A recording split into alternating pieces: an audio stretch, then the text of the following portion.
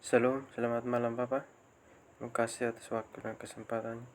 Perkenalkan, nama saya Petan Majinapang, NIM 2003030084, kelas C, semester 2, jurusan Sosiologi dari Fakultas Ilmu Sosial dan Ilmu Politik, Universitas Nusa Cendana Kupang 2021. Jadi baik, saya akan membaca tugas review buku ketiga.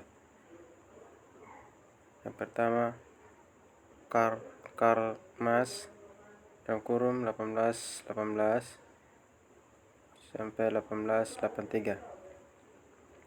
Inilah jenis situasi yang sangat mengkhawatirkan Karl Marx. Marx berusaha menjelaskan sifat ekonomi kapitalis yang muncul di Eropa Barat pada abad ke-18 dan ke-19. Dia mempertahankan bahwa kekurangan ekonomi ini, ketidakadilan sosial, melekat kapitalisme pada akhirnya akan menyebabkan kehancuran masyarakat kapitalis dan penciptaan masyarakat komunis di mana terbebas dari semua eksploitasi, individu dapat mencapai potensi penuh mereka. Namun, Marx bukanlah seorang akademisi menulis di Menara Gading. Dia adalah seorang aktivis, seorang revolusioner yang berkomitmen pada pergulingan kapitalisme. Yang kedua, Thorstein Veblen dalam kurun 1857 sampai 1929, kelas hiburan dan konsumsi mencolok. Meskipun gagasan Karl Marx sebagian besar akan tetap berada di pinggiran sosiologi sampai tahun 1960-an, ide-idenya tetap menginspirasi banyak sarjana bahkan sebelum kematiannya. Salah satu siswa awal teori Karl Marx adalah Thorstein Veblen, putra imigran dan tempat itu petani menyewa miskin yang datang ke Amerika untuk memperbaiki kehidupan mereka. Ketiga, Antonio Gramsci dalam kurun 1891 sampai 1937, hegemoni dan pemerintahan ide-ide. Antonio Gramsci adalah seorang filsuf, jurnalis, dan politik Italia, aktivis yang menghabiskan sebagian besar masa dewasanya dengan penuh semangat mendukung penyebab revolusioner dari kelas pekerja. Tujuannya ke dalam politik dimulai sungguh-sungguh pada tahun 1915 ketika ia menjadi anggota Partai Sosialis Italia dalam kurung PSI dan menerbitkan esai kritis di koran resmi partai L'Avanti. Pada tahun 1919 ia menjadi salah satu pendiri terbitan berkala The New Order, Amerika Serikat dan Uni Soviet. Kertas memiliki pengaruh yang luas di antara kiri radikal Italia. 4. Dari The German Ideology dalam kurung 1845 sampai 1846. Karl Marx dan Friedrich Engels. Premis dari mana kita memulai bukanlah yang sembarangan, bukan dogma, tetapi tempat nyata dari mana abstraksi hanya dapat dibuat dalam imajinasi. Mereka adalah individu yang nyata.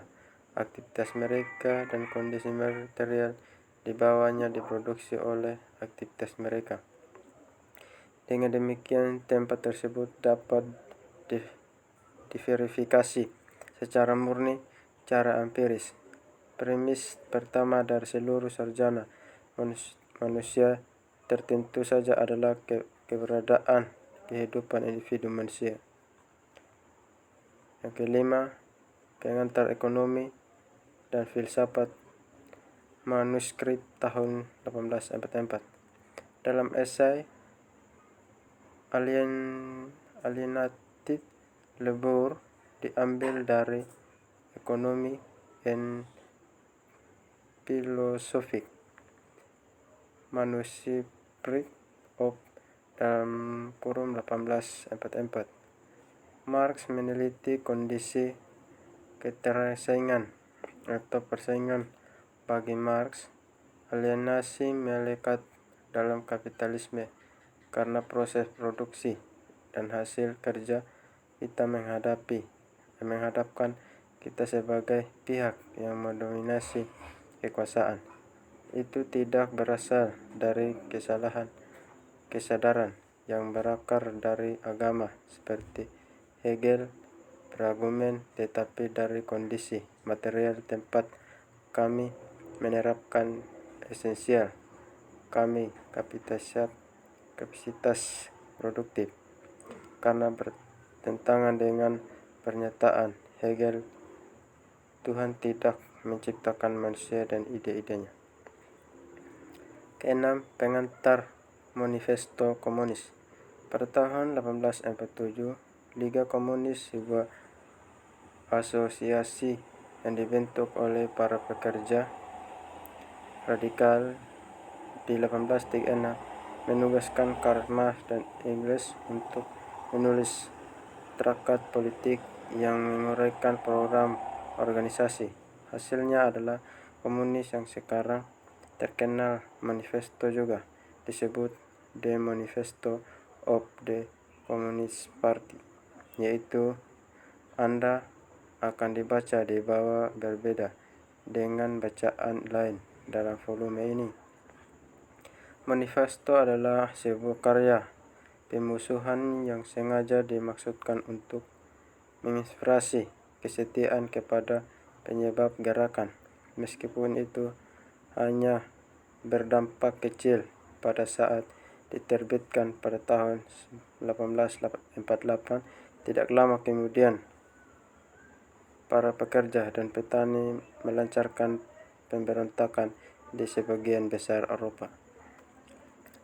Berikutnya ke-8 dari The Communist Manifesto dalam kurung 1848. Karl Marx dan Friedrich Engels, sebuah momok menghantui Eropa. Momok komunisme. Semua kekuatan Eropa lama telah memasuki aliansi suci untuk mengusir hantu ini. Paus dan Tsar, Metternich dan Gauss, radikal Prancis dan mata-mata polisi Jerman, di mana partai oposisi yang belum dikecam sebagai komunis oleh lawan yang berkuasa, di mana oposisi yang belum dilontarkan kembali mencela komunisme melawan posisi yang lebih maju, partai, serta melawan musuh reaksionernya. Ada dua hal yang dihasilkan dari fakta ini. Pertama, komunisme sudah diakui oleh semua kekuatan Eropa menjadi kekuatan sendiri. Kedua, sudah saatnya komunis harus secara terbuka di hadapan seluruh dunia. Sekian dan terima kasih.